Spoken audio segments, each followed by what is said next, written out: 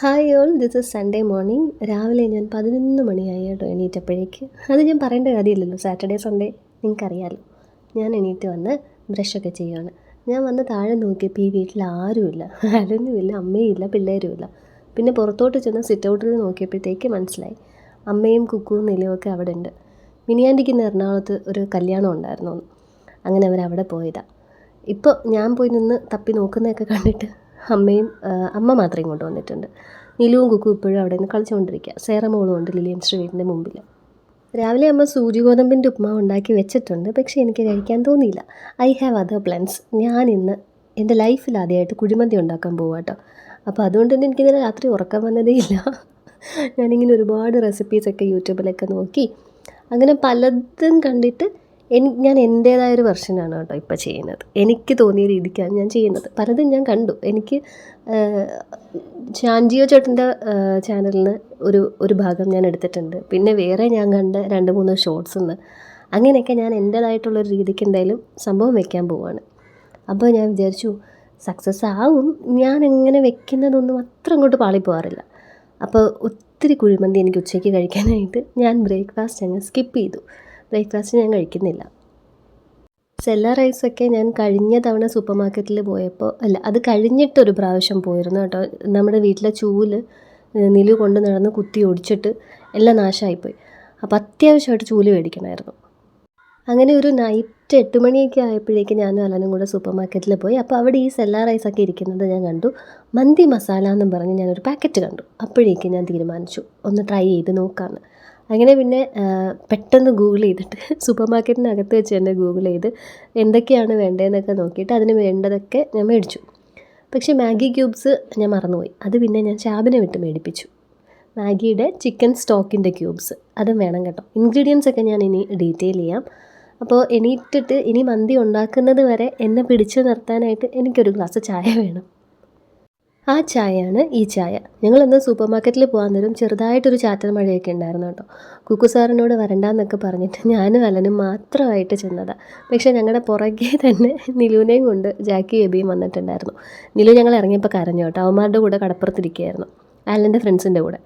അപ്പോൾ രണ്ടുപേരും പിന്നെ അവനെയും തൂക്കി പുറകെ വന്നു. അങ്ങനെ ഇവരെല്ലാവരും നിലുവിനെയും കളിപ്പിച്ച് പുറത്ത് നിന്ന് അത്രയും സമയം എനിക്കുണ്ടായിരുന്നു.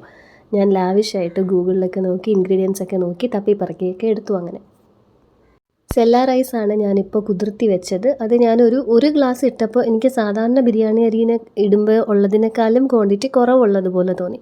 അങ്ങനെ ഞാനൊരു 1.25 ഗ്ലാസ് അരി കുതിർത്തി വെച്ചിട്ടുണ്ട്. ഫ്രീസറിൽ നിന്ന് രാവിലെ ചിക്കൻ എടുത്തിട്ട് വെള്ളം ഒഴിച്ച് ഞാൻ വെച്ചിരുന്നതാണ്. ഇപ്പോൾ അത് ഏകദേശം ഒന്ന് മെൽറ്റായിട്ടുണ്ട്. മന്തിക്കുള്ള ചിക്കൻ അത്യാവശ്യം വലിയ പീസായിട്ട് വേണ്ടതുകൊണ്ട് തന്നെ ഞാൻ ഷാബിനെ തന്നെയാണ് കേട്ടോ ചിക്കനും വിട്ടത്. ചിക്കനും മാഗി സ്റ്റോക്ക് ക്യൂബ്സും കൂടെ മേടിക്കാനായിട്ട് അവനാണ് പോയത്. അപ്പോൾ ഞാൻ അവൻ്റെ അടുത്ത് പറഞ്ഞായിരുന്നു സ്കിന്നോടെ മേടിക്കണമെന്ന്. പക്ഷേ എന്തോ അവൻ കോഴിക്ക് പറഞ്ഞിട്ട് കടയിൽ പോയെന്നോ അങ്ങനെ മറ്റോ ആയിരിക്കും. എന്തായാലും സംഭവം സ്കിന്നോടല്ല കിട്ടിയത്. എപ്പോഴും കിട്ടുന്ന പോലെ തന്നെ കിട്ടിയത്. സ്കിന്നും കൂടെ ചേർന്ന് വന്നാൽ സാധനം കുറച്ചുകൂടെ രുചിയായിരിക്കും കേട്ടോ. അങ്ങനെ ആ വലിയ പീസസിൻ്റെ അകത്ത് 2-3 വരകളൊക്കെ ഞാൻ ഇട്ടു, നല്ലപോലെ മസാലയൊക്കെ പിടിക്കാനായിട്ട്. ഇതാണ് മന്തി മസാല.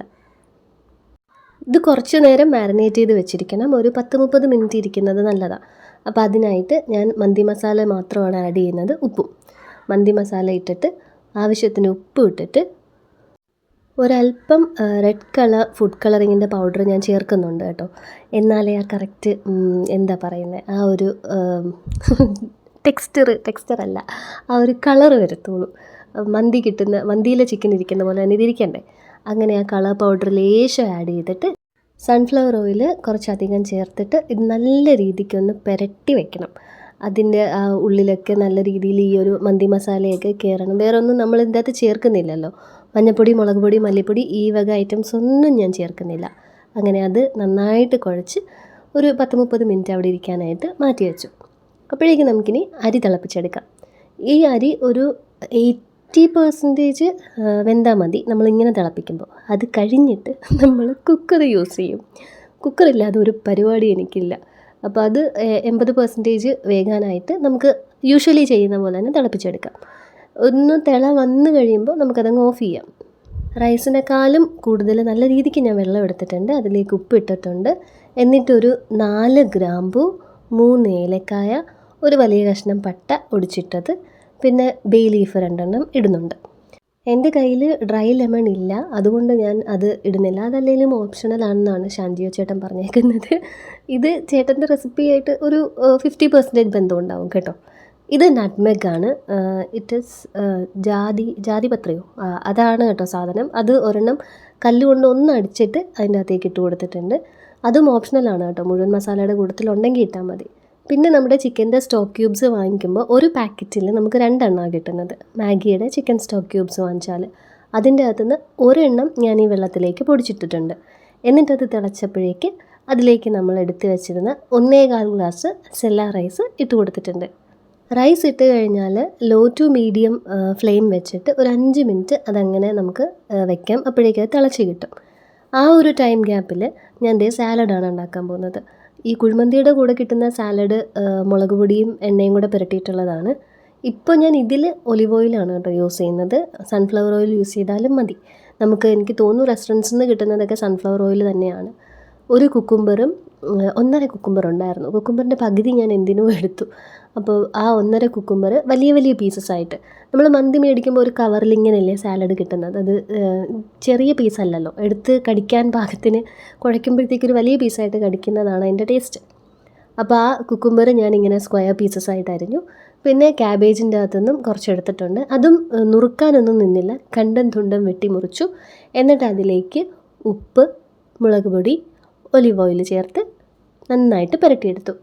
ഇതും കുറച്ച് നേരം ഇരുന്നാൽ മാത്രമേ ഇതിൻ്റെ ആ ഒരു ടേസ്റ്റ് കറക്റ്റ് ആവത്തുള്ളൂ, ആ സാലഡിൻ്റെ ടേസ്റ്റ് കറക്റ്റ് ആവത്തുള്ളൂ.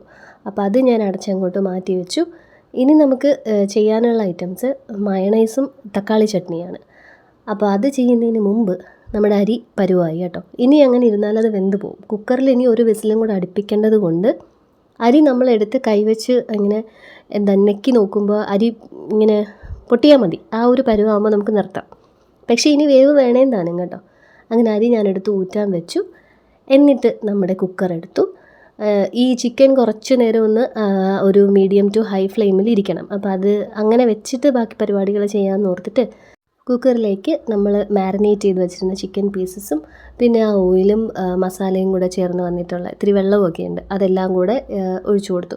കുക്കറിൽ വേറെ ഒന്നും ചേർത്തിട്ടില്ല, നെയ്യോ എണ്ണയോ ബട്ടറോ ഒന്നും ഇട്ടിട്ടില്ല. സ്ട്രെയിറ്റ് ആയിട്ട് ഇത് അങ്ങോട്ട് ഇട്ട് കൊടുക്കുകയാണ് ചെയ്തത്. എന്നിട്ട് അതിന് പുറത്തേക്ക് കുറച്ച് മുഴുവൻ കുരുമുളക് ഇട്ട് കൊടുക്കുന്നുണ്ട്. മാഗിയുടെ സ്റ്റോക്ക് ക്യൂബ്സ് പാക്കറ്റിൽ ഇനി ഒരെണ്ണം കൂടെ ഉണ്ടല്ലോ, 2 എണ്ണം നമുക്ക് വേണം. അപ്പോൾ അതിൽ ഒരെണ്ണം കൂടെ ഞാൻ അതിലോട്ട് കുക്കറിലോട്ട് പൊടിച്ചിട്ടിട്ടുണ്ട്. ഒന്ന് റൈസിലാണ് ഇട്ടത്. എന്നിട്ട് അതൊന്ന് മീഡിയം ടു ഹൈ ഫ്ലെയിമിൽ ഒന്ന് മൊരിയാൻ വെച്ചിട്ട് ഒരു കുക്കുംബർ അരിഞ്ഞത് ഇതിലേക്ക്, ക്യാപ്സിക്കം അരിഞ്ഞത് ഇതിലേക്ക് ഇടുന്നുണ്ട്. ക്യാപ്സിക്കം മന്തിയിൽ ഇടുമോ എന്ന് ചോദിച്ചാൽ ഇടും. ആക്ച്വലി അത് ഇടുമ്പോഴാണ് ആ ടേസ്റ്റ് കിട്ടുന്നത് കേട്ടോ. പക്ഷേ ഇത് വെന്ത് വരുമ്പോൾ ഈ ക്യാപ്സിക്കം കാണുകയില്ല. അതുകൊണ്ട് നമ്മളിങ്ങനെ നൈസായിട്ട് അങ്ങ് അരിഞ്ഞാൽ മതി, നുറുക്കി കളയണം അത്. ഈ പറയുന്നത് എന്താ, മിക്സിയിലിട്ട് വേണമെങ്കിൽ ഒരു അടിയടിച്ചും ഇടാം. അപ്പോൾ കുക്കറിലാകുമ്പോഴത്തേക്ക് ഇതങ്ങ് ക്യാപ്സിക്കം അല്ല, അത് പെട്ടെന്ന് വേവും. അപ്പോൾ അതുകൊണ്ട് ഞാൻ തീരെ ചെറിയ പീസസ് ആയിട്ട് അരിഞ്ഞതാണ് ഇട്ടേക്കുന്നത്. അതും താഴെ ആ ചിക്കൻ്റെ മേളിലാണ് കിടക്കുന്നത്. എന്നിട്ട് അതിന് മേലേക്ക് റൈസ് ഇട്ട് കൊടുക്കണം. ഇനി നമ്മുടെ അടുത്ത ഇൻഗ്രീഡിയൻ്റ് ഉള്ളത് സേറമോളുടെ വീട്ടിലാണ്. അവിടുത്തെ അടുപ്പിൽ കനൽ വേണം. അവിടെ ചോറ് വെന്തുകൊണ്ടിരിക്കുക. അപ്പോൾ നമ്മൾ ആ ഒരു ടൈമിങ്ങിൽ വേണം മന്തി പ്രിപ്പയർ ചെയ്ത് തുടങ്ങാൻ, കനലാവുന്ന ടൈമിൽ. അപ്പോൾ ഞാൻ എണീറ്റ് വന്നപ്പോഴേ ഞാൻ ഗ്ലാഡിസിനോട് ചോദിച്ചു, സേറയുടെ അമ്മയോട് ചോദിച്ചു എന്തായി ചോറെന്നൊക്കെ. അപ്പോൾ പറഞ്ഞു അവരും സൺഡേ ആയതുകൊണ്ട് പതുക്കെ ഇട്ടേന്ന്. അങ്ങനെ നമ്മുടെ കനലെത്തി. ഇത് നമ്മുടെ കുക്കറിലേക്ക് ഇറക്കി വെച്ച് കൊടുക്കണം. അതിന് മുന്നേ ഈ മന്തിക്ക് ഒരു നല്ല കളറൊക്കെ വരാനായിട്ട് പാലിൽ മഞ്ഞൾപ്പൊടി കലക്കിയതാണ് ഞാനിപ്പോൾ ഒഴിച്ചത്. ഒരു 3-4 പച്ചമുളക് നമുക്ക് ഇറക്കി വയ്ക്കാം, നിങ്ങളുടെ ഇഷ്ടത്തിനനുസരിച്ച്. ഇതുകൊണ്ട് മന്തിക്ക് എരിവ് കൂടത്തില്ല, അതെടുത്ത് കഴിച്ചാൽ മാത്രമേ ഉള്ളൂ. നല്ല ടേസ്റ്റും ആയിരിക്കും കേട്ടോ ഇങ്ങനെ ഇരുന്ന് വേവുമ്പോൾ. എന്നിട്ട് നമ്മളിപ്പോൾ മേടിച്ച ആ കനൽ ഒരു ചെറിയ സ്റ്റീൽ പാത്രത്തിൽ, ഈ പാത്രത്തിൽ തന്നെയാണ് ഞാൻ വാങ്ങിച്ചത്, അങ്ങോട്ട് ഇറക്കി കുഴിച്ച് വെച്ച് കൊടുക്കാം. അതിന് മീതേക്ക് ഇച്ചിരി വെള്ളം ഒഴിച്ച് ഇങ്ങനെ പുകഞ്ഞ് വരുമ്പോൾ തന്നെ കുക്കർ അടയ്ക്കാം. ഇനി ഇത് മീഡിയം ടു ഹൈ ഫ്ലെയിമിൽ വെച്ച് ഒറ്റ വിസിലേ അടിക്കാൻ പാടുള്ളൂ. അപ്പം തന്നെ പുറത്തൂടെ വെള്ളം ഒഴിച്ച് തുറക്കണം, അല്ലെങ്കിൽ അരി കുഴഞ്ഞു പോകും. അപ്പോൾ ആ വിസിൽ വരുന്ന ടൈമിൽ നമുക്ക് നമ്മുടെ സ്വന്തം മയണൈസ് ഉണ്ടാക്കിയെടുക്കാം. ഞാനിപ്പോൾ 2 എഗ്ഗ് എടുക്കുന്നുണ്ട്. സാധാരണ പാസ്തയ്ക്കൊക്കെ ഞാൻ 1 എഗ്ഗേ എടുക്കത്തുള്ളൂ. പക്ഷേ റൈസിൻ്റെ അകത്തിട്ട് കുഴച്ചൊക്കെ കഴിക്കാനായിട്ട് കുറച്ചധികം മയണൈസ് വേണമല്ലോ. എഗ്ഗിൻ്റെ കൂടെ ലേശം ഉപ്പ്, ഇത്തിരി പഞ്ചസാര, ഇത്തിരി വിനാഗിരി, പിന്നെ സൺഫ്ലവർ ഓയിൽ. ഇങ്ങനെ സൺഫ്ലവർ ഓയിൽ ഒഴിച്ച് കൊടുത്തിട്ട് മിക്സിയിൽ അങ്ങനെ അടിച്ചെടുക്കണം. ഒറ്റ ട്രിപ്പിനങ്ങ് അടിച്ച് കളയരുത്. വീണ്ടും സൺഫ്ലവർ ഓയിൽ ഒഴിക്കാം. നമുക്ക് ഓയിൽ ഒഴിക്കും തോറും ഇത് തിക്കായി വരും. നമുക്ക് വേണ്ട തിക്നെസ് ആകുമ്പോൾ നിർത്താം. മന്തിയുടെ കൂടെ കഴിക്കാനായതുകൊണ്ട് ഞാൻ അധികം ഇത് കട്ടിയാക്കിയില്ല, കുറച്ച് ഒഴുകി വരുന്ന പരുവത്തിലാണ് ഞാൻ മയണൈസ് ഉണ്ടാക്കിയിരിക്കുന്നത്. അപ്പോഴേക്ക് നമ്മുടെ റൈസ് വിസിലടിച്ചു. അപ്പോൾ തന്നെ ഞാനത് പൈപ്പിന് താഴെ വെച്ചിട്ട് തുറന്നു. കണ്ടിപ്പോൾ ഒരു സന്തോഷമായിരുന്നു. എന്തായാലും അടിയിലൊന്നും പിടിക്കത്തില്ല കേട്ടോ. താഴെ നമ്മൾ ഈ സൺഫ്ലവർ ഓയിലിൻ്റെയും ചിക്കൻ്റെയും മിക്സ് അല്ലേ ഇരിക്കുന്നത്. ആ കരി എടുത്ത് ഞാൻ മാറ്റി വെച്ചു. ഇനി നമുക്ക് മന്തി ഹോട്ട് പോട്ടിലേക്ക് മാറ്റാം. കുക്കറൊക്കെ തുറന്നപ്പോഴേക്ക് നല്ല മണമായിരുന്നു കേട്ടോ വീട്ടിലൊക്കെ. സത്യത്തിൽ നമ്മൾ പാക്കറ്റ് മന്തിയൊക്കെ ഹോട്ടലിൽ നിന്ന് കൊണ്ടുവന്നിട്ട് തുറക്കുന്ന പോലെ തന്നെയായിരുന്നു. റെസ്റ്റോറൻറ്റിൽ നിന്നൊക്കെ നമ്മൾ സ്വിഗ്ഗിയൊക്കെ ചെയ്ത് മേടിക്കത്തില്ലേ, ആ പാക്ക് തുറക്കുന്ന അതേ മണം തന്നെയായിരുന്നു. എനിക്കങ്ങ് എന്താ പറയുന്നത്, അഭിമാനമായിരുന്നു ഭയങ്കര. എൻ്റെ ആദ്യത്തെ മന്തിയാണ്. പ്ലസ് ഞാൻ മന്തി ഉണ്ടാക്കുന്ന കാര്യം ഈ വീട്ടിലാരടുത്തും ഞാൻ പറഞ്ഞിട്ടില്ല. അതുകൊണ്ടാണ് ഷാബിനെ കൊണ്ട് സാധനങ്ങളൊക്കെ മേടിപ്പിച്ചത് തന്നെ. പിന്നെ സൂപ്പർ മാർക്കറ്റിൽ ഞാൻ വാങ്ങിച്ച ഇൻഗ്രീഡിയൻറ്റ് ആ കവറ് അല്ലെന്നോ പിള്ളേരൊന്നും തിരിഞ്ഞ് നോക്കത്തില്ല. സൂപ്പർ മാർക്കറ്റിൽ നിന്ന് വാങ്ങിച്ച സാധനങ്ങൾ, മന്തി മസാലയൊക്കെ ബാക്കി മസാലയുടെ കൂടെ ഞാൻ വലിയ ബക്കറ്റിലാക്കി അങ്ങ് മാറ്റിയിരുന്നു. അങ്ങനെ മന്തി ഹോട്ട് പോട്ടിലേക്ക് മാറ്റിയിട്ട് ഞാൻ വേറൊരു ഒരു ചെറിയൊരു പാത്രം എടുത്തിട്ട് ചെറിയൊരു പാത്രം എടുത്തിട്ട് അതിലേക്ക് മയണൈസും കൂടെ ഒഴിച്ച് വെച്ചു. കുറച്ചൊക്കെ ഞാൻ കൈ കൊണ്ട് വടിച്ചിട്ടു, അതാണ് എൻ്റെ കയ്യിൽ പറ്റിയിരിക്കുന്നത്. അങ്ങനെ കളയാൻ പറ്റത്തില്ലല്ലോ. എന്നിട്ട് പിന്നെ ഇപ്പോൾ എനിക്ക് വാഷ് ചെയ്യാനായിട്ട് ആകെ ഈ ചോപ്പിംഗ് ബോർഡും കുക്കറും പിന്നെ ഇപ്പോൾ നമ്മളിത് ചെയ്ത ജാറേ ഉള്ളൂ. ജാർ ആദ്യം തന്നെ ഞാൻ അവിടെ കഴുകി വെച്ചത്. നമുക്കിനി ഒരു ഐറ്റം കൂടെ ഉണ്ടാക്കാനുണ്ട്, ചട്നി. ഈ മന്തിയുടെ കൂടെ കിട്ടുന്ന തക്കാളിയും ഉള്ളിയും ചേർന്നിട്ടുള്ള ചട്നി. അതുണ്ടാക്കാനായിട്ട് മല്ലിയില ഇവിടെ ഇല്ല. ഞാൻ മല്ലിയില ഉണ്ടോ എന്ന് ചോദിച്ചു കുക്കുവിനെ ഷേർലി ചേച്ചിയുടെ വീട്ടിലും വിട്ടു, ലില്ലിയമ്മച്ചിയുടെ വീട്ടിലും വിട്ടു. അമ്മച്ചി മല്ലിയില ഇല്ലാത്തതുകൊണ്ട് പുതിനയില കൊടുത്തു വിട്ടു. അപ്പോൾ പുതിനയിലയും ഇതിൻ്റെ അകത്ത് ഇടണം, പക്ഷേ എനിക്ക് ഈ മിൻറ്റിൻ്റെ ഫ്ലേവർ ഒട്ടും പറ്റത്തില്ല കേട്ടോ. ആ ഒരൊറ്റ കാരണം കൊണ്ടാണ് എനിക്ക് പാനിപ്പൂരി കഴിക്കാൻ പറ്റാത്തത്. അപ്പോൾ എന്തായാലും ഞാൻ കുറച്ചിടാമെന്ന് വിചാരിച്ചു. ഇനി അതിന് ടേസ്റ്റിലൊരു വ്യത്യാസം വരണ്ട. അങ്ങനെ ഞാൻ ഇവിടെ ഇരുന്ന് മുറിച്ച ഒരു തക്കാളി ഇട്ടു, ഒരു പച്ചമുളക്, ലേശം ഇഞ്ചി, ഒരു 2-3 അല്ലി വെളുത്തുള്ളി ഇടുന്നുണ്ട്. പിന്നെ ഒരു സവാള അരിഞ്ഞതും കൂടെ ഇട്ട് കൊടുക്കുന്നുണ്ട്. ഇപ്പോൾ ഈ ഇട്ടതേ ചില്ലി ഫ്ലേക്സ് വേണമായിരുന്നു, പക്ഷേ നമ്മുടെ ആ കൊല്ലമുളക് കിടന്ന ആ ഡബ്ബയ്ക്കകത്ത് കുറച്ച് തരിയും പൊടിയൊക്കെ ഉണ്ടായിരുന്നുള്ളൂ. എന്തായാലും ഉള്ളതൊക്കെ ഞാൻ ഇതിൻ്റെ അകത്തോട്ട് ആഡ് ചെയ്ത് കൊടുത്തിട്ടുണ്ട്. തക്കാളി കുറവാണ്, അതിൻ്റെതാണ് ഇത് ചെയ്ത് കഴിഞ്ഞപ്പോഴത്തേക്ക് ഇതിൻ്റെ നിറത്തിന് ചെറിയൊരു വ്യത്യാസം ഉണ്ടായിരുന്നു കേട്ടോ. തക്കാളി ഒരു പഴുത്ത തക്കാളിയും കൂടെയൊക്കെ വേണം. ഇതിപ്പോൾ ഏകദേശം ഒരു ഉള്ളി ചമ്മന്തി പരുവത്തിലാണ് ഇരുന്നത്, പക്ഷേ ടേസ്റ്റ് ഓക്കെ ആയിരുന്നു. അങ്ങനെ അതൊന്ന് ക്രഷ് ചെയ്തു. പക്ഷേ ഇത് ഇത്രയും അരയ്ക്കാനും പാടില്ല കേട്ടോ, ഒന്ന് ചതച്ചെടുത്താൽ മതി. ഞാൻ അരച്ചപ്പോൾ ഇത്രയും അരഞ്ഞു പോയി. അങ്ങനെ ഇതിൻ്റെ അതിന് വേറെ ഒന്നും ചേർക്കണ്ട, ഉപ്പും കൂടെ ചേർത്ത് നമുക്ക് സെർവ് ചെയ്യാം. ഇനി കഴുകാനായിട്ട് ആകെ ഈ ജാറ് മാത്രമേ ബാക്കി ഉണ്ടായിരുന്നുള്ളൂ. എന്നിട്ട് ഞാൻ എൻ്റെ കിച്ചണൊക്കെ ക്ലീൻ ചെയ്തു. അങ്ങനെ ഏകദേശം ഒരു 1.5 മണിക്കൂർ എനിക്കിത് എല്ലാത്തിനും കൂടെ എടുത്തു കേട്ടോ. ഈ അരിയാനും പിടിക്കാനും മാരിനേറ്റ് ചെയ്ത് വെക്കാനും ഒക്കെ കൂടെ എടുത്ത ടൈമാണിത്. അല്ലെങ്കിൽ ഇത് ബിരിയാണി ഉണ്ടാക്കുന്ന പോലെ തന്നെ ഈസി ടാസ്ക് ആയിട്ടാണ് എനിക്ക് തോന്നിയത്. So I may frequently make this. നമ്മൾ ബിരിയാണി ചെയ്ത് നടക്കുക തന്നെ. ഞാൻ ഇനി ഇതും സ്ഥിരമൊരു പരിപാടിയാക്കാൻ എല്ലാ ചാൻസസും കാണുന്നുണ്ട്. നിങ്ങൾ സഹിക്കണം. എന്നാൽ പിന്നെ നമുക്ക് കഴിക്കാം. നല്ല വിശപ്പുണ്ടെങ്കിലും എനിക്ക് സ്വസ്ഥമായിട്ടിരുന്ന് കഴിക്കാനായിട്ട് ഞാൻ ആദ്യം കുക്കു സാറിന് വാരി കൊടുത്തിട്ട് ഞാൻ കഴിക്കാൻ നിൽക്കുവാണ്. ആലനുള്ളത് ഞാൻ എടുത്തിട്ടുണ്ട്. നിലുവിന് പിന്നെ ഇത് കൊടുക്കാൻ പറ്റത്തില്ല, അവനങ്ങനെ ബിരിയാണി റൈസും ഇതൊന്നും അങ്ങനെ അധികം കഴിക്കത്തില്ല. അപ്പോൾ നിലുവിന് ചോറ് കൊടുക്കാനായിട്ട് അമ്മ ലില്ലിയംസിൻ്റെ വീട്ടിലേക്ക് പോയിട്ടുണ്ട് കേട്ടോ. ഞാൻ നേരത്തെ പറഞ്ഞല്ലോ മിനി ആൻറ്റി അവിടെ ഇല്ല. അപ്പോൾ അമ്മ അവിടെ അമ്മച്ചി എനിക്ക് എന്തെങ്കിലും അറിയാനോ അങ്ങനെയൊക്കെ ഉണ്ടെങ്കിൽ അമ്മയായിരിക്കും ഇന്ന് ഹെൽപ്പിങ്ങിനൊക്കെ ആയിട്ട് നിൽക്കുന്നത്. അങ്ങനെ ഞാൻ നമ്മുടെ മന്തിയും ചട്നിയും നാരങ്ങ ഇല്ലാത്തത് ഞാൻ ആ നട്ട് ബാഗ് വെച്ച് അഡ്ജസ്റ്റ് ചെയ്തു കേട്ടോ. അത് കാണുമ്പോൾ ഇപ്പോൾ സത്യം പറഞ്ഞ ഒരു ഉണക്ക നാരങ്ങ ഇരിക്കുന്ന കണക്കില്ലേ. ഇത് ഞാൻ പറഞ്ഞില്ലേ, മയണൈസ് ഞാൻ ഇത്തിരി നീട്ടിയെടുത്തതാണ്. പിന്നെ സൺഫ്ലവർ ഓയിൽ ഇനിയും ഒഴിച്ചാലുണ്ടല്ലോ നാളത്തേക്ക് ഓയിൽ കാണത്തില്ല. പിന്നെ ഞാൻ ആലോചിച്ചു കുഴപ്പമില്ല, കട്ടി ഉള്ളതിനേക്കാളും ഇങ്ങനെ ഇരിക്കുന്നത് എനിക്ക് കുഴപ്പമില്ല. കണ്ടോ, കാണാൻ തന്നെ എന്തൊരു ഭംഗിയാണ്. അങ്ങനെ ഞാൻ ആലനുള്ളത് ടേബിളിൽ കൊടുത്തിട്ട് കുക്കു സാറിന് വാരി കൊടുത്തു. കുക്കു സാറ് നല്ല രീതിക്ക് അങ്ങ് കഴിച്ചു കേട്ടോ, ഇഷ്ടപ്പെട്ടു. അവൻ്റെ അടുത്ത് ഞാൻ ചോദിച്ചു എങ്ങനെയുണ്ട്, ടേസ്റ്റ് ഉണ്ടോടാ എന്നൊക്കെ. അവൻ ടേസ്റ്റ് ഓക്കെ എന്ന് പറഞ്ഞു കഴിഞ്ഞാൽ എനിക്ക് പിന്നെ പ്രശ്നമൊന്നുമില്ല. അവൻ അങ്ങനെ ഒരുവിധപ്പെട്ട കാര്യങ്ങളൊന്നും ടേസ്റ്റാണെന്ന് പറയത്തില്ല. പിന്നെ ആ ടേസ്റ്റ് കൊണ്ട് തന്നെ ആൾ പെട്ടെന്ന് അങ്ങ് കഴിച്ചു കേട്ടോ. ചോറും മീറ്റും സാലഡും എല്ലാം മയണൈസും എല്ലാം കൂടെ പെട്ടെന്ന് അങ്ങ് കഴിച്ചു. അത് കഴിഞ്ഞപ്പോഴത്തേക്ക് അത് ആലൻ പതുക്കെ കഴിച്ചതല്ല, അവൻ നല്ല സ്പീഡിന് കഴിച്ചതാണ്. അപ്പോൾ ഞാൻ പറയുന്നുണ്ടായിരുന്നു, അപ്പോൾ ചോറേ ഉള്ളൂ നിനക്കിങ്ങനെ പതുക്കെ ഇറങ്ങുന്നത്, ഇതൊക്കെ പെട്ടെന്ന് അങ്ങ് പോവുമല്ലോ എന്ന്. എന്നിട്ട് ഞാനും കണ്ടില്ലേ ഒരു പ്ലേറ്റ് നിറയെ കുഴിമന്തി എടുത്ത് കഴിച്ചു. അമ്മ കുഴിമന്തി കഴിക്കത്തില്ല എന്ന് ഞാൻ മുമ്പും പറഞ്ഞിട്ടുണ്ട്. അമ്മയ്ക്ക് അതിൻ്റെ അകത്തുള്ള ആ ചിക്കനോട് ഞാൻ മുമ്പ് ഞാൻ പറഞ്ഞിട്ടുണ്ട്. അമ്മയും ലില്ലിയമ്മച്ചിയൊക്കെ പറയുന്നത് ഈ പുഴുങ്ങിയ കോഴി എങ്ങനെ കഴിക്കുന്നതെന്ന്, അരപ്പൊന്നും പുരട്ടാതെ എങ്ങനെ കഴിക്കുന്നതെന്ന്. ലില്ലിയമ്മച്ചി ആണെങ്കിൽ കുഴിമന്തി ബാക്കി വരുമ്പോൾ അതിൽ ചിക്കൻ എടുത്ത് അമ്മച്ചി മസാലയൊക്കെ ചേർത്ത് ഒരു കറിയൊക്കെ അങ്ങ് ഉണ്ടാക്കും. എന്നിട്ട് റൈസ് എടുത്ത് ചിലപ്പോൾ കളയും. അല്ലെങ്കിൽ അവന്മാർ തിന്നാലായി. പിന്നെ ഞാൻ ഈ മുട്ട പുളിസയൊക്കെ അടിച്ച് മയണൈസും ചെയ്ത് റൈസൊക്കെ തീർക്കുന്നുണ്ട്. അവിടെയൊക്കെ അങ്ങനെയൊക്കെ ബാക്കി വന്നാലേ ഞാൻ അവിടെ പോയി അതങ്ങ് തിന്ന് തീർത്ത് സഹായിച്ചു കൊടുക്കാറുണ്ട്. അമ്മ ഇന്ന് അങ്ങനെ ഇപ്പോൾ ലില്ലിയമ്മച്ചിയുടെ അടുത്ത് തന്നെ കഴിക്കാമെന്ന് പറഞ്ഞു കേട്ടോ. അവിടെ എന്തായാലും രാവിലെ അരി ഇട്ടപ്പോഴത്തേക്ക് അമ്മയ്ക്കും കൂടെ വേണ്ടിയിട്ട് ഇട്ടിട്ടുണ്ട്. അങ്ങനെ അമ്മയും നിലുവും അവിടുന്ന് ഭക്ഷണം കഴിച്ചു. ഞാൻ വീണ്ടും നമ്മുടെ പാത്രങ്ങളൊക്കെ കഴുകി കിച്ചണൊക്കെ ഒതുക്കിയിട്ട് വന്നപ്പോഴേക്ക് ഇവിടെ എല്ലാവരും സുഖം ഉറക്കം. ആലൻ റൂമിൽ നല്ല ഉറക്കം, ഇവരൊക്കെ ദേ ഇവിടെ കിടന്നുറങ്ങുന്നു. അങ്ങനെ ഞാനും കിട്ടിയ അവസരം തന്നെ അങ്ങ് മുതലാക്കിയിട്ട് ഞാനും ഒരു സൈഡിൽ പോയി കിടന്ന് നല്ല പോലെ അങ്ങ് ഉറങ്ങി. ഈ ബിരിയാണിയും കുഴിമന്തിയൊക്കെ കഴിച്ചിട്ട് കിടന്നാൽ നല്ല അടിപൊളിയായിട്ട് ഉറങ്ങാൻ പറ്റും. അങ്ങനെ ഒരു നീണ്ട ഉറക്കം. പക്ഷേ ഈ 4 മണിയാകുമ്പോൾ അമ്മയ്ക്ക് പിരിവിന് പോകണമല്ലോ. പിന്നെ അതുമല്ല കൃത്യം 4 കുക്കു സാറിൻ്റെ കൂട്ടുകാർ വന്ന് മതിലിൻ്റെ അപ്പുറത്തിരുന്ന് വിളിക്കാൻ തുടങ്ങും. അപ്പോൾ ഞാൻ പറഞ്ഞു ഇതൊക്കെ എടുത്ത് വെച്ചിട്ട് പോയാൽ മതി. എന്നിട്ട് ഞാൻ പിന്നെ ഇപ്പോൾ ദേവിയേന്നും പറഞ്ഞാൽ എടുത്തുകൊണ്ട് പോകുന്നത് നിലു സുസു വെച്ചത് തുടച്ച തുണിയാണ് കേട്ടോ. നിലു സുസു വെച്ചത് അങ്ങനെ കുക്കുവിൻ്റെ ടീഷർട്ട് ഉറങ്ങുന്നതിന് മുമ്പും ഉറങ്ങുന്നതിന് ശേഷവും മാറ്റമുള്ളത് നിങ്ങൾ ശ്രദ്ധിച്ച് കാണും. അവൻ ഉറക്കത്തിൽ കിടന്ന് സുസു വെച്ചിട്ട് കുക്കുവിനെ ഉറക്കത്തിലിട്ട് തന്നെ അമ്മ ടീഷർട്ടൊക്കെ ഊരിയെടുത്തതാണ് അത്. അങ്ങനെ ഉച്ചയുറക്കമൊക്കെ കഴിഞ്ഞ് ഞാൻ എണീറ്റു. ഒന്ന് ഫ്രഷായിട്ട് നമുക്ക് ആസ് യൂഷ്വൽ പഴംപൊരിയും ചായയും ഉണ്ടാക്കാം. ഇതിൻ്റെ റെസിപ്പി ഞാനിനി പ്രത്യേകിച്ച് നിങ്ങളടുത്ത് പറയണ്ടല്ലോ. എപ്പോഴത്തെയും പോലെ തന്നെ ഉപ്പും പഞ്ചസാരയും മൈദയും ലേശം പുട്ടുപൊടിയും ആ ഒരു മുരിമുരിപ്പ് കിട്ടാനായിട്ടാണ് കേട്ടോ. പിന്നെ മഞ്ഞൾപ്പൊടിയും വെള്ളവും ചേർത്ത് കുഴച്ച് ഞങ്ങളുടെ പഴംപൊരി. ഞാൻ കഴിഞ്ഞ വീഡിയോ പോസ്റ്റ് ചെയ്തപ്പോൾ അതിലിങ്ങനെ വ്യൂസ് 1K ചില വീഡിയോസ് ഇങ്ങനെ ആവുന്നില്ല എന്നൊക്കെ ഉള്ളതൊക്കെ പറഞ്ഞപ്പോൾ ഇങ്ങനെ എല്ലാത്തിനും സമയമുണ്ട് ചേച്ചി എന്നൊക്കെ പറഞ്ഞില്ലേ, അതെനിക്കിഷ്ടപ്പെട്ടു. Thank you for that.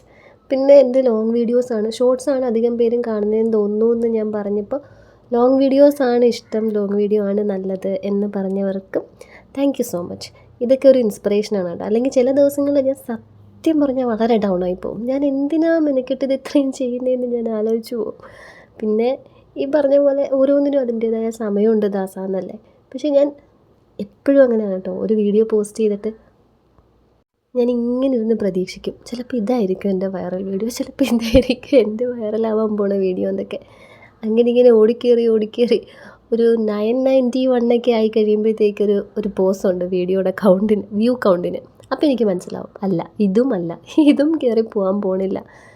ഏതായിരിക്കും ആ വീഡിയോ എന്ന് ഞാൻ ഇപ്പോഴും ഇരുന്ന് ചിന്തിച്ചുകൊണ്ടിരിക്കും കേട്ടോ. കാരണം ഞാൻ പല ചാനൽസും നോക്കുമ്പോഴേ അവരുടെ ഏതെങ്കിലും ഒരു വീഡിയോ, ഒരു ലോങ് വീഡിയോ, എൻ്റെ ലോങ് വീഡിയോസ് ഒന്നും ഫസ്റ്റ് ഞാൻ ചാനൽ തുടങ്ങി ഒരു രണ്ടാമത്തെയോ മൂന്നാമത്തെയോ ദിവസം പോസ്റ്റ് ചെയ്ത എൻ്റെ ഒരു ലോങ് വീഡിയോ 10K വ്യൂസ് പോയി. അത് കഴിഞ്ഞ് പോസ്റ്റ് ചെയ്ത ഒരെണ്ണം 9K വ്യൂസ് പോയിട്ടുണ്ടായിരുന്നു. പിന്നെ ഇതിൻ്റെ സ്റ്റാർട്ടിങ്ങിൽ അതൊരു വലിയൊരു സത്യമാണ് കേട്ടോ. അതിൻ്റെ സ്റ്റാർട്ടിങ്ങിൽ എനിക്ക് തോന്നിയിട്ടുള്ളത് യൂട്യൂബ് എന്നെ ഒരുപാട് സപ്പോർട്ട് ചെയ്തിട്ടുണ്ടെന്ന്.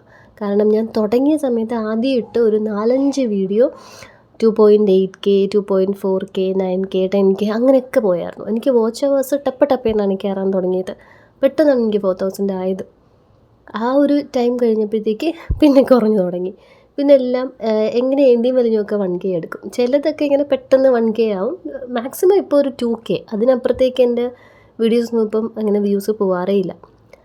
പിന്നെ ഞാനീ പറഞ്ഞില്ലേ, ഓരോ വീഡിയോ പോസ്റ്റ് ചെയ്യുമ്പോഴും ഞാൻ ആലോചിക്കും ഇതായിരിക്കുമോ ഇതാവണേന്നൊക്കെ. എന്തെങ്കിലും ആവട്ടെ, എപ്പോഴെങ്കിലും അങ്ങനെ കയറി പോവുമായിരിക്കും. മിക്ക ചാനൽസിനും അങ്ങനെ ഒരു വീഡിയോ ഉണ്ട്. പക്ഷേ ഇത് ഇത്രയും ഞാൻ പറയുന്നെങ്കിലും സത്യത്തിൽ എൻ്റെ അഹങ്കാരം എന്ന് വേണം പറയാൻ.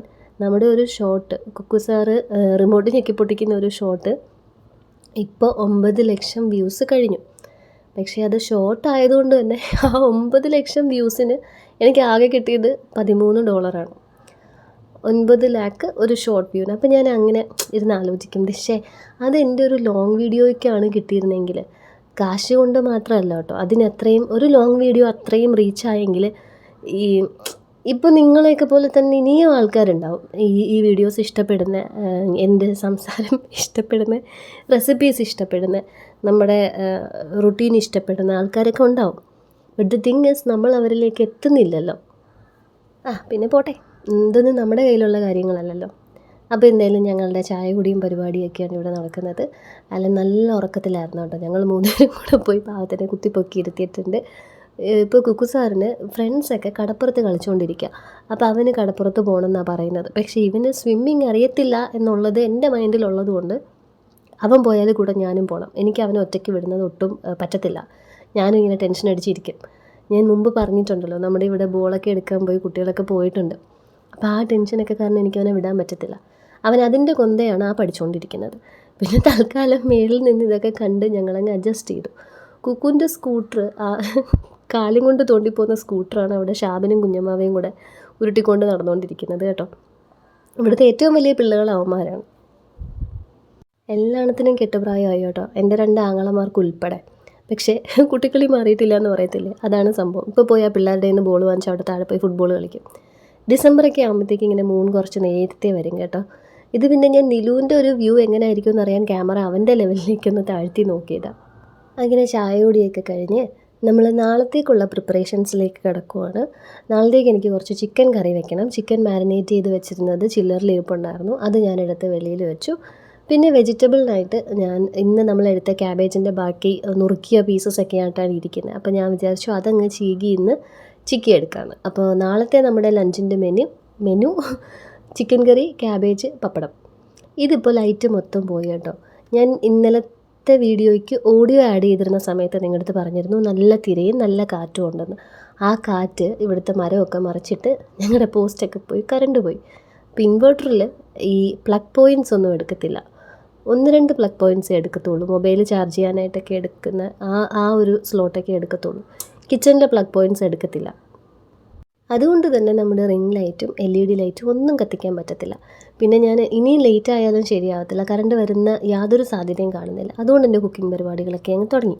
ക്യാബേജ് ചിക്കി എടുക്കാനായിട്ട് നമ്മൾ പഴംപൊരി പൊരിച്ച അതേ പാനിലേക്ക് കടുകിട്ട് പൊട്ടിച്ച് ഇച്ചിരി അരിഞ്ഞ സവാളയും വെളുത്തുള്ളിയൊക്കെ സവാളയും കറിവേപ്പിലയും കൂടി ഇട്ടിട്ട് അതിലേക്ക് അരിഞ്ഞ ക്യാബേജ് ഇട്ട് ഉപ്പിട്ട് കുരുമുളക് പൊടി ഇട്ട് ഞാൻ വേവിച്ചെടുക്കുന്നതേ ഉള്ളൂ. അതാണ് നമ്മുടെ ക്യാബേജ് റെസിപ്പി. ഇപ്പുറത്ത് ചിക്കൻ കറിക്കായിട്ട് കോക്കനട്ട് ഓയിലാണ് എടുത്തത്. അതിലേക്ക് മുഴുവൻ മസാലകൾ കുറച്ചിട്ട് കൊടുത്തിട്ട് സവാള ഇട്ടു. സവാള അത്യാവശ്യം നീളത്തിന് സ്ലൈസ് ചെയ്താണ് അരിഞ്ഞിരിക്കുന്നത് ചിക്കൻ കറിക്കായിട്ട്. ചിക്കൻ കറിയിലെ സവാളയ്ക്ക് നല്ല രീതിയിൽ കളർ വരണം, എങ്കിലേ കറിക്ക് കളർ ഉണ്ടാവത്തുള്ളൂ. സവാള അത്രയും വഴന്ന് വരാതിരുന്നാൽ കറി മഞ്ഞിച്ചിരിക്കും. എനിക്ക് കറികളെല്ലാം ചുവന്നിരിക്കണം, എത്ര ചുവക്കാൻ പറ്റുമോ അത്രയും ചുവന്നിരിക്കണം. അപ്പോൾ അതുകൊണ്ട് അത് ബ്രൗൺ കളർ ആവണം. ആ ഒരു ടൈമിൽ നമുക്ക് ക്യാബേജ് അടച്ചു വെച്ച് വേവിച്ചെടുക്കാം. അങ്ങനെ സവാളയൊക്കെ ഏതാണ്ട് മുരുമുര കിരികിര സൗണ്ടൊക്കെ വെക്കാൻ തുടങ്ങി. അപ്പോൾ ഞാൻ അതിലേക്ക് 2 പച്ചമുളക് ഇട്ടു. 2 വലിയ പച്ചമുളക് തന്നെ എടുത്തിട്ടുണ്ട്. പിന്നെ ഒരു തക്കാളിയും കൂടെ അരിഞ്ഞിടുന്നുണ്ട്. ഇതെല്ലാം ഇനി നല്ലപോലെ വഴറ്റിയിട്ട് ഇതിലേക്ക് പൊടികളായിട്ട് ഞാൻ മല്ലിപ്പൊടിയും ലേശം മുളക് പൊടിയും മഞ്ഞൾപ്പൊടിയും കാശ്മീരി മുളക് പൊടിയും പിന്നെ ചിക്കൻ മസാലയാണ് കേട്ടോ ഇടുന്നത്. കുരുമുളക് പൊടി ഇടുന്നില്ല. അരപ്പും ഈ ഒരു കൂട്ടുമൊക്കെ കൂടെ നല്ല രീതിയിൽ അങ്ങോട്ട് വെന്ത് വരുമ്പോൾ അതിലേക്ക് ലേശം വിനാഗിരിയും കൂടെ ഒഴിച്ച് ഈ നമ്മൾ മാരിനേറ്റ് ചെയ്ത് വെച്ചിരിക്കുന്ന ചിക്കനും കൂടെ അങ്ങോട്ട് ഇട്ടിട്ട് ലേശം ചൂടുവെള്ളം കൂടെ ആഡ് ചെയ്ത് കൊടുത്തിട്ട് അടച്ച് വെച്ച് മീഡിയം ടു ഹൈ ഫ്ലെയിമിൽ ഒരു വിസിലടിച്ചാൽ ചിക്കൻ കറി റെഡിയാവും. ആ 2-3 തട്ട് കേട്ടത് കുക്കു സാറിൻ്റെ ആണ് കേട്ടോ. ഞാൻ മുറി അടച്ചിരുന്ന് ഓഡിയോ ആഡ് ചെയ്തുകൊണ്ടിരിക്കുക. ഇവിടെ അത്രയ്ക്ക് നേരെ ഇരുട്ടിയിട്ടില്ല. ഇന്ന് പണികൾ കുറച്ചേ ഉള്ളെങ്കിലും എനിക്ക് പുറത്തോട്ട് പോകണം. ഞങ്ങൾക്ക് ആലൻ്റെ കസിൻ്റെ കുഞ്ഞിനെ കാണാൻ പോകണം. ഡെലിവറിയൊക്കെ കഴിഞ്ഞ് വീട്ടിലേക്ക് വന്നിട്ടേ ഉള്ളൂ.